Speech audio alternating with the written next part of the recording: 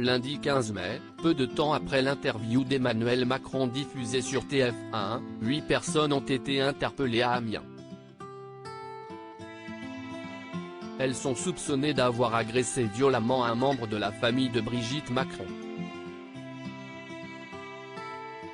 Depuis maintenant des mois, la contestée réforme des retraites voulue par le gouvernement ne cesse de renforcer la colère dans le pays.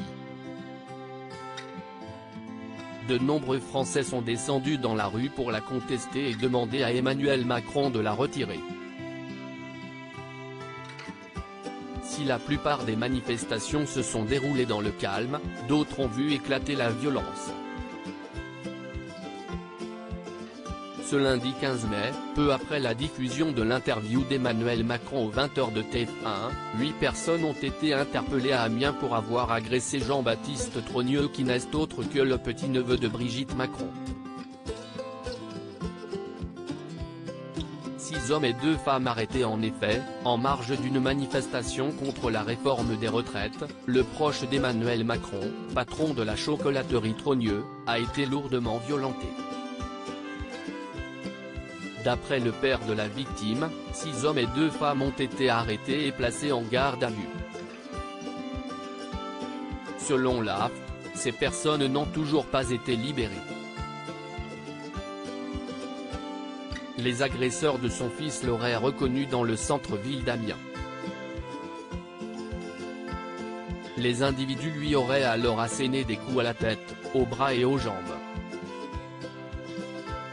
Une violence inouïe mêlée à des insultes à l'encontre d'Emmanuel et de Brigitte Macron et toute la famille Trogneux. Les individus ont pris par la suite la fuite. Mais 3 voisins du petit-neveu de Brigitte Macron sont intervenus. Le trentenaire était toujours ce matin en observation dans la TNT d'un scanner, a précisé son père. Ce dernier déplore qu'en dépit de l'absence de tout lien financier entre la chocolaterie Trogneux et le couple présidentiel, les établissements de cette marque dans les Hauts-de-France soient régulièrement visés en marge de manifestations depuis l'arrivée au pouvoir du chef de l'État.